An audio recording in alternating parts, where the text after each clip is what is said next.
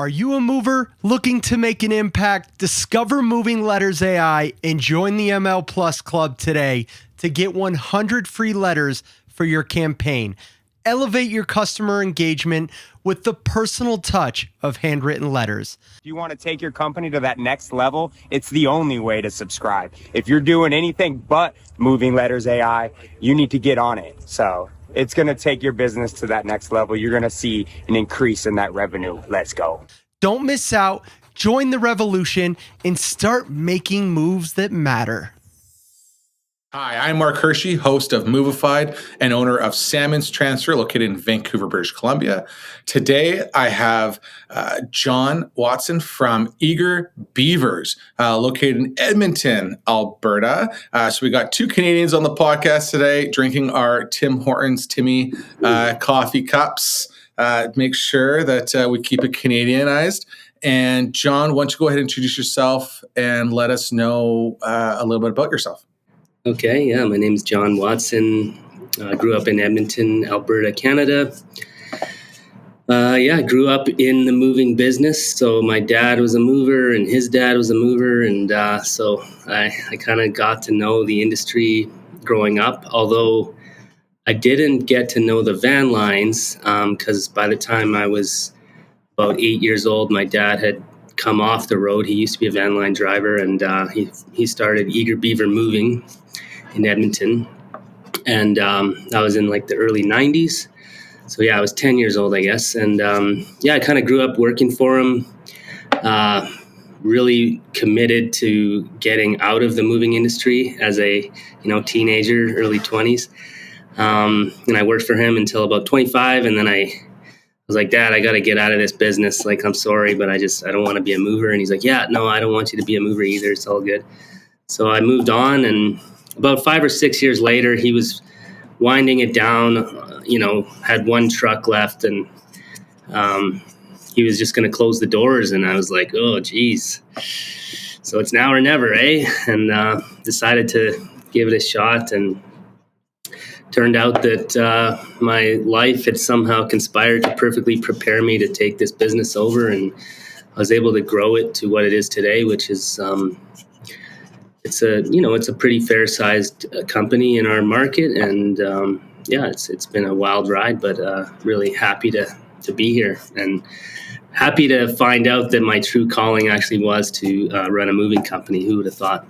Who would have thought? I know. If someone asked me when I was 20 what my plan was, but in 20 years from now, I would have probably never said, oh, I'm going to be owning a moving company. So it's one of those interesting aspects, especially when you talk about generational, right? So grandfather, father is a moving company owner, and now you're stepping into the role. You've seen, through probably meeting people at different events, and you see a lineage where the sons are coming in, or the daughters are coming up into the industry, working in the office, working in admin, doing maybe sales, and then maybe coming into management, and at times end up shitting the bed, right? They're kind of got that golden ticket. They're in that special shoes. That go, you know what, like I'm the boss's son or the boss's daughter. I've always been collecting money from it. But that's not really your aspect, because when I look at where you've taken it, then when you stepped into the role and going, you know what, okay, Dad, you got your one truck, I'm going to take it to a whole other level. You can't just undermine where you've grown. Like when I look at Eager Beavers in Edmonton, you guys are like a household name. I mean, shit, you guys even have your own beer, lager from a local brewery. So, how many trucks are you guys operating out of there right now? In the summertime, it can get up to anywhere from 12 to 14 trucks per day going out. Okay. We do have more, we have about 16 trucks that, moving trucks. Between a couple cube vans, mostly 5 tons, and then a tractor trailer. And then we also got into the portable storage game, which was, flavor of the month a couple years back. And, I've got 100 portable storage units and a couple of trucks, which it's funny. You only need one delivery truck, but I don't know. For some reason, I bought a second setup, and I kind of, whatever. It comes in handy. There's no one else that has this setup, so if yours breaks down, you're kind of hooped.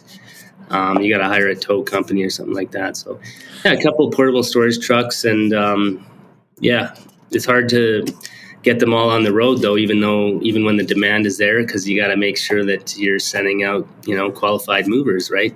Totally. Just 100%. And street like some companies do. Yeah, well, yeah, for sure.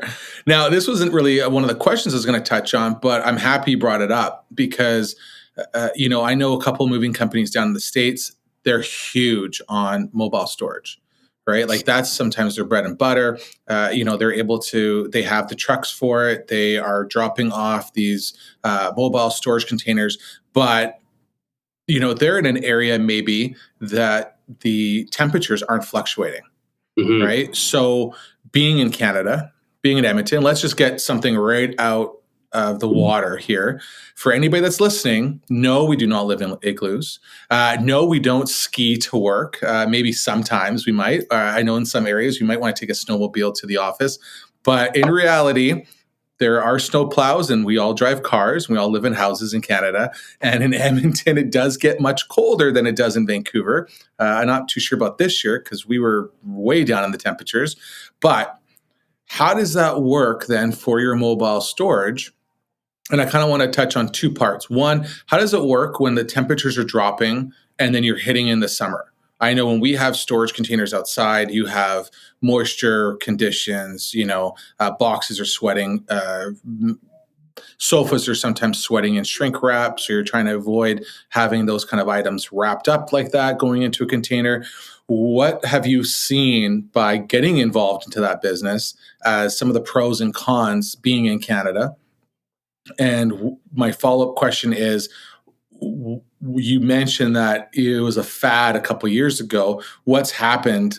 Are these just all collecting dust in your yard? Or is there still potential to expand on that? So start with question one. Okay. So initially, it was really hard to pull the trigger on it because, I just doing the math and the cost of entry is very high, hundreds of thousands of dollars to get your containers and then a delivery system, on the road. You're buying these things overseas. You got to do the whole customs thing.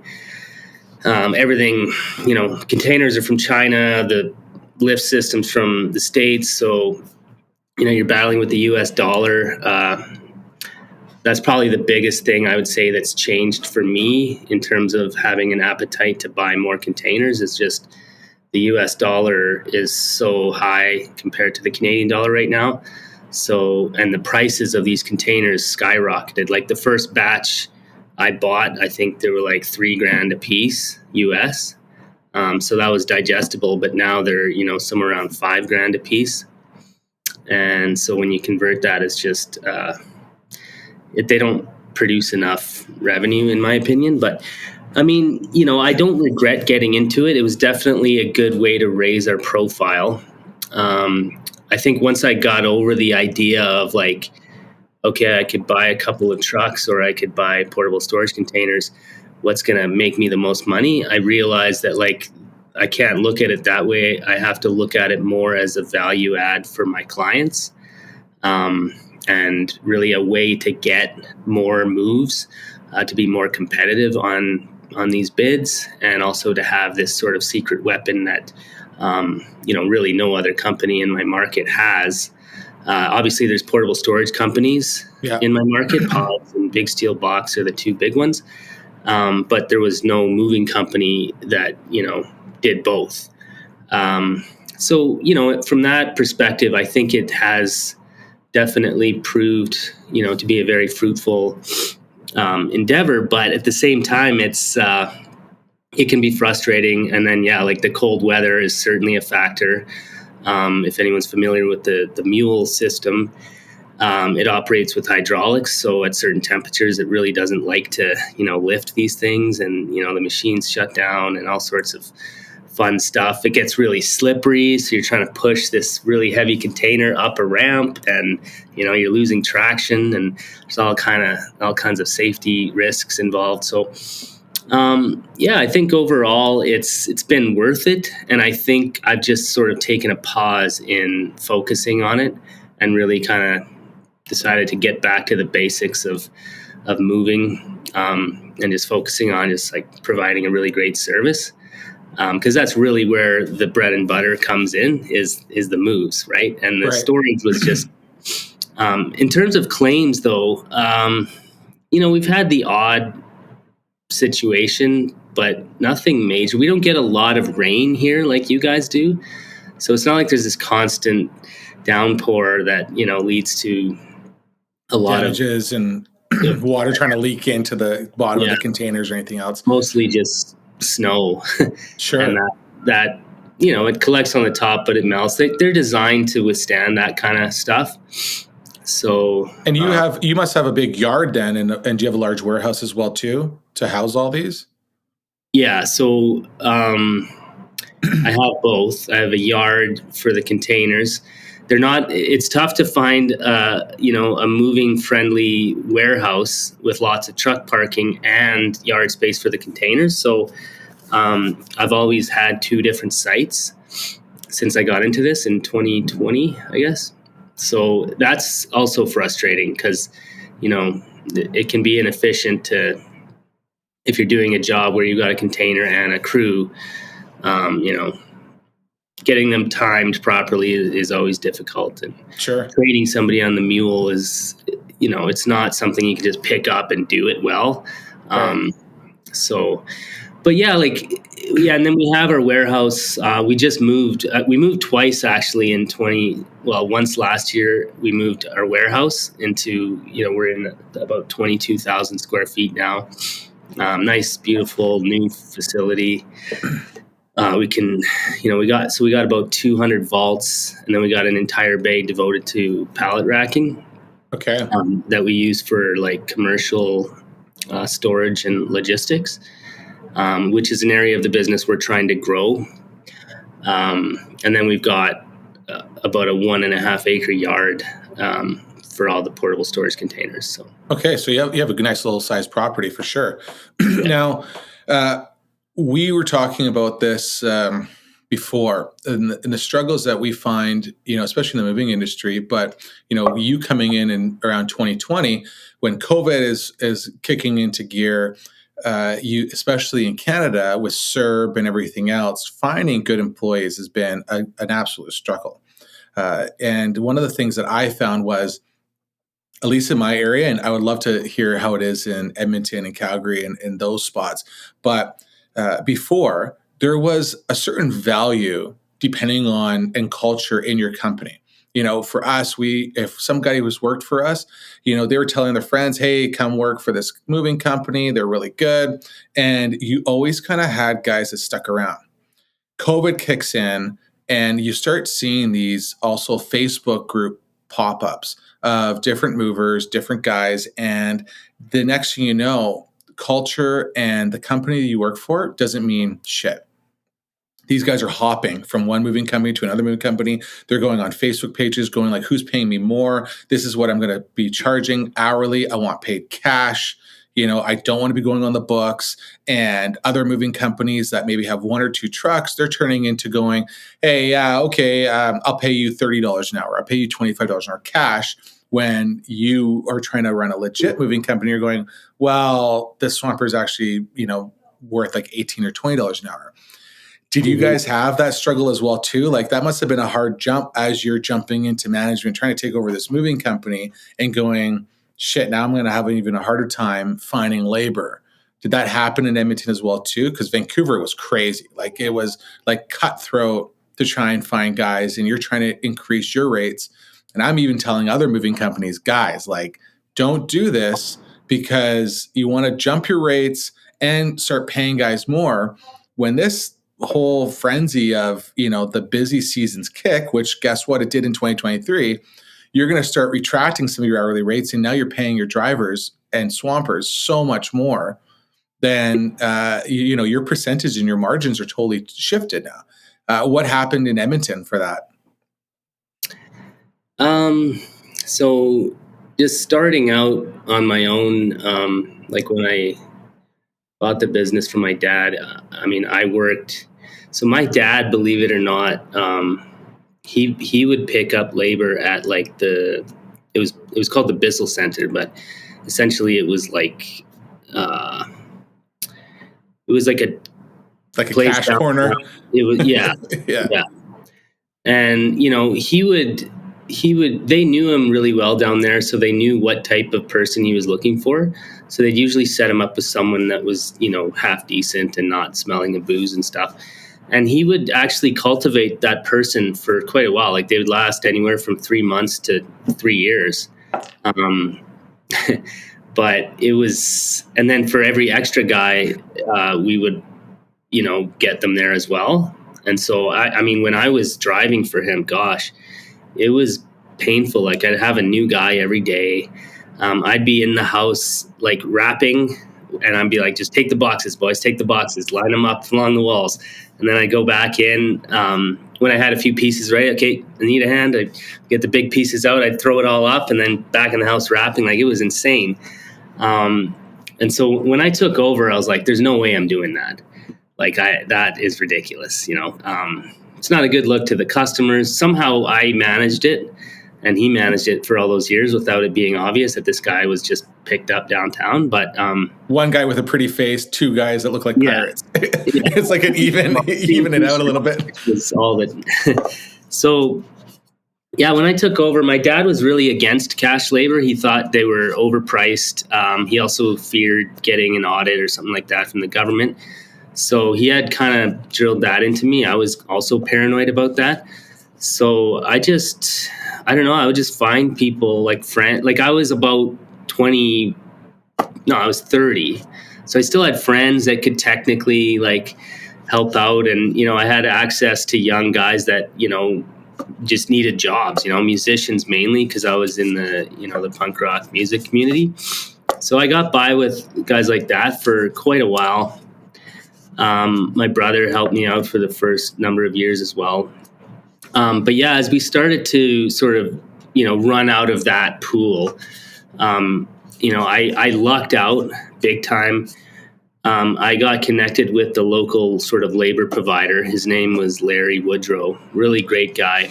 He was getting on in years, but he still knew a lot about moving. So he set me up with guys that appreciated, we always did things differently than most local companies. Like we were always like rapid in the house, loading properly, stuff like that. So I think the van line guys that normally wouldn't even touch locals, a lot of them came to like it at Eager Beaver, and we always got tipped really well.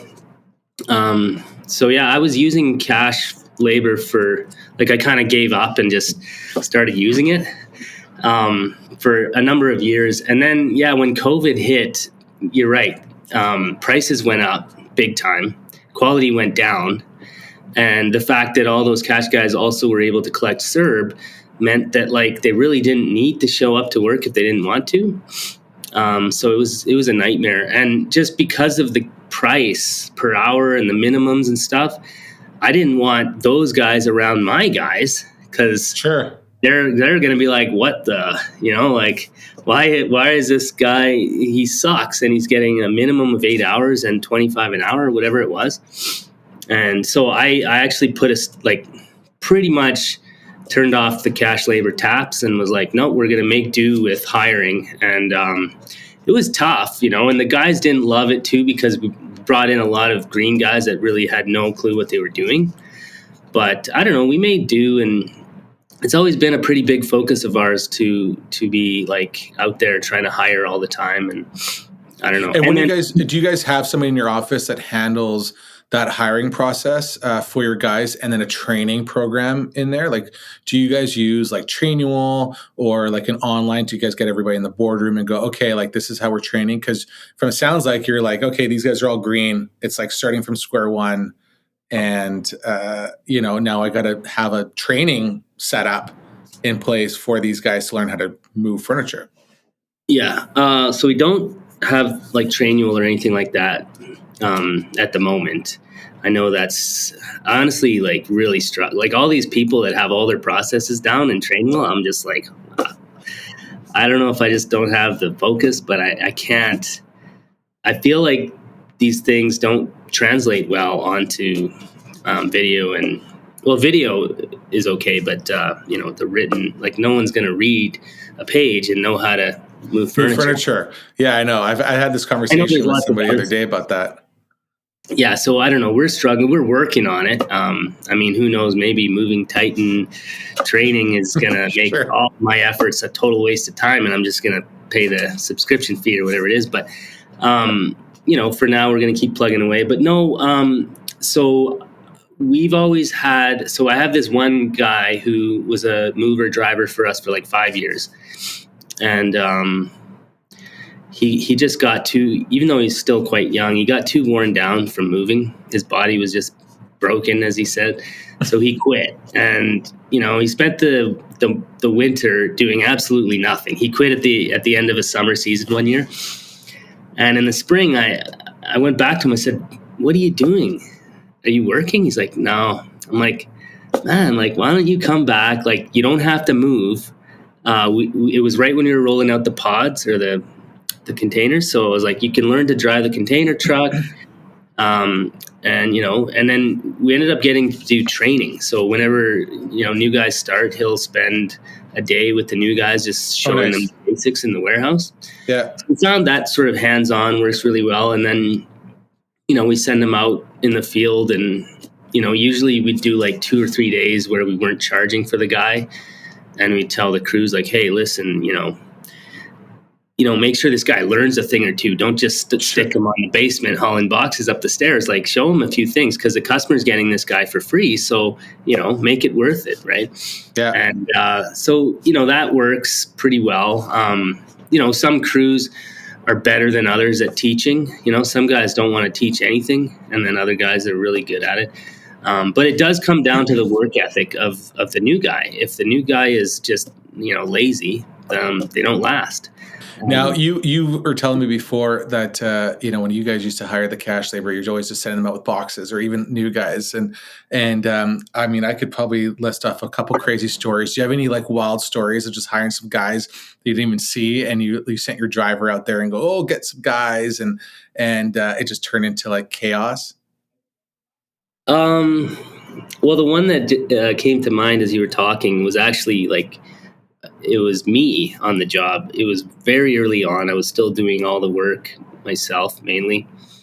And I picked this guy up to go do this job. It was supposed to be just the big stuff, which it was, but big stuff was actually like fucking massive stuff. So we get there, and I didn't realize that this guy was bombed still until we got there. Otherwise I would have turned around. And it was a repeat customer, and we had just done a fantastic job moving their whole house, and this was just like the last little bits from somewhere. So it was extremely embarrassing, rolling up, and they knew what was up right away. But I miraculously, even with this guy, I think I made him sit in the truck. But we were able to back the truck right up to the front step, and literally still managed to load everything myself, even despite how big it was, just using dollies and making sure it was all wrapped and stuff. And then I just brought him, I just dropped him off, paid him his 4-hour minimum or whatever, and said, "See you later." And I don't know, your typical story. And then I had to call my dad, who, he's really not, at this point, like he was in his probably late 60s, maybe mid 60s. So he came and helped me get it all off the truck. And luckily they had a walkout basement. So we were able to basically, some of the big stuff, we went down the block and to this like sidewalk that went down behind their house. And so we didn't have to do any stairs. And I think the hardest thing too is when you're at a job site and shit goes sideways. is Yeah. trying to explain to a customer being like, there's been a family emergency, or he's not feeling well today. And your other swamper, your other helper is like on his way over here. And I mean, I know from my experience, when I would get stuck on the trucks, when I was growing my previous moving company, I mean, you're on the truck, you're dealing with these guys. And even sometimes it's like your regular helpers that you have working for you, and you don't even know what they're doing wrong. Like they're just having like the worst off day. And so, trying to handle that and then also kick them off the job site at the same time, saying you can't be here right now. And then trying to like find another guy, and you're managing this all at the customer's expectation. It's tough. Like when you're growing your moving company and you as the owner are on the back of the truck and you're handling sales calls, you're handling like the ins and outs of everything. Like it can get exhausting. I used to sit at month end and sit in my chair and just like rock back and forth and just like hope that everything was going smooth, because there was a long period of time where elevator bookings in Vancouver, you didn't have to really reserve them. So we would have like a 1-bedroom at 9, another 1-bedroom at like 1 o'clock or 2 o'clock in the afternoon, another 1-bedroom at like 6 o'clock at night at month end. And so you are like just bang, bang, bang, bang, bang, bang, and hoping that everything goes smooth. So yeah, it used to be some really interesting times, back in the day, trying to manage a moving company, where now, your elevator times are like 9 to 11, and after 5 o'clock, the elevators, you can't get them anymore. And then you still get guys complaining, being like, oh, I had to work until like 4 o'clock. And you're like, dude, like, man, I had guys working till like midnight on like these jobs. It's so true, eh? Like the threshold now for what working super hard is totally changed. Go ahead. Like as a 15-year-old, my first day was 18 hours. My dad sent me out with the crew, and he said, if he's useless, drop him off after the first job. So the first job was tough, man. It was this politician, and she had a lot of books, and they were in the loft of her house, so like the third floor. And I was just like up and down the stairs. I remember like just taking like 30 seconds each trip up to the top to lie down, and then I like, as long as I thought I could get away with it, and then I get up, grab a stack of 3 liquor store boxes of books. They were all liquor store boxes, down the stairs out to the truck. And we finished that miraculously by like 4 o'clock, and they decided to take me on the next job. And we got to the next job, and it was like another full truck and, long walk, and like, yeah. And I remember just chugging a bottle of Coca-Cola, like a liter, and just like the energy just came back, and I just like gave her. And then I had a day off after that, and then he put me to work 2 days later, and it was another, like, I think it was a 16-hour day. So it was wild. We don't do stuff like that anymore. Like, no, it's great. Like, pull the plug. Yeah, well, we're coming back tomorrow. Sorry, you need a hotel? Here you go. Yeah, I find everybody now has like this like chip on their shoulder and this privilege where they want to know, how much you paying me for the full day? Oh, like we maybe can do some of the move today, and then can you talk to the customer and let's try and do the offload tomorrow? Yeah. And it's mind-boggling. I mean, I get it. Like, but I have these conversations with other moving companies all the time where, you and me were both similar in age. And when I find guys, especially over the last 15, 20 years, that were always around my age, and they had like absolutely no work ethic, and they were just useless, I was always like, what is wrong with you?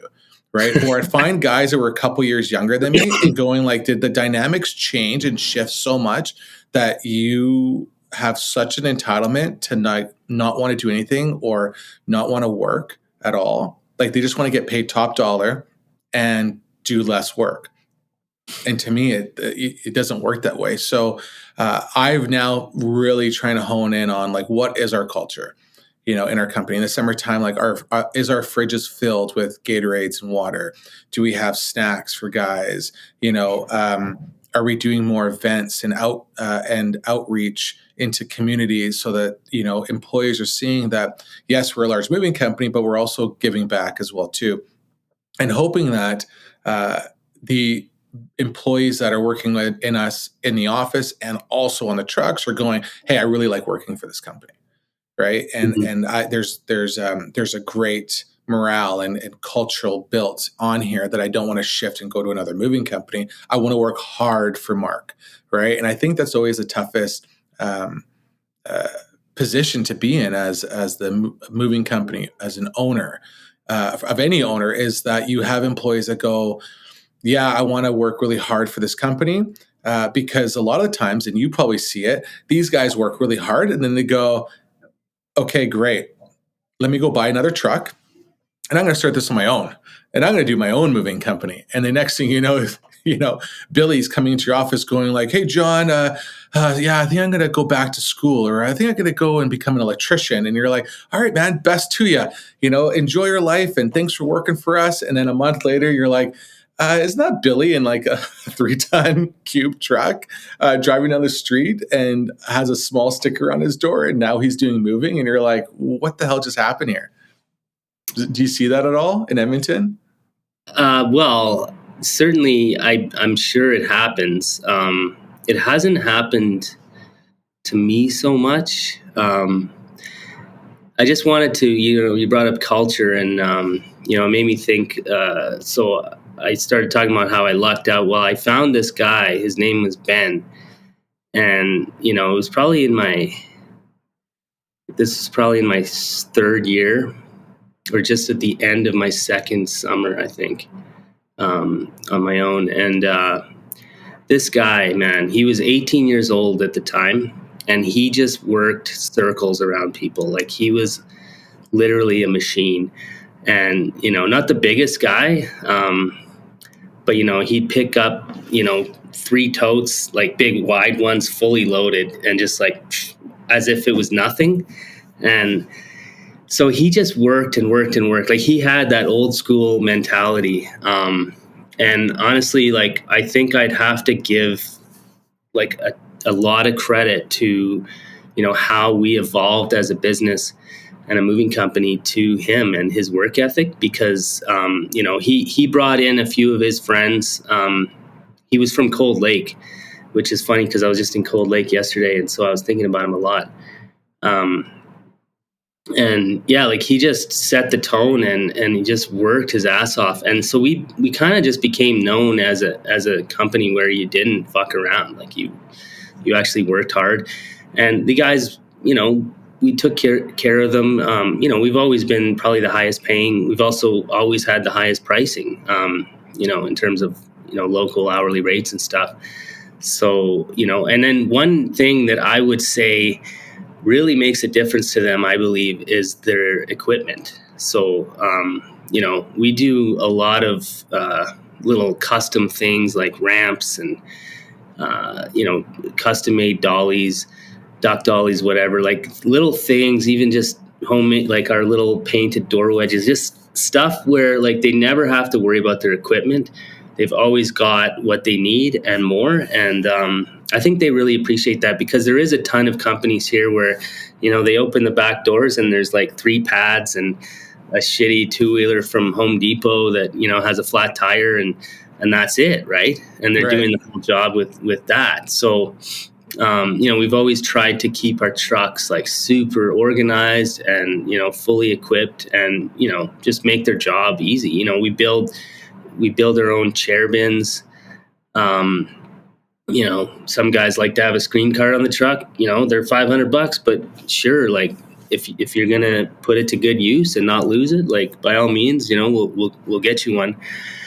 And then, there's all kinds of things that they can do to sort of set us apart, and, efficiency being the main one.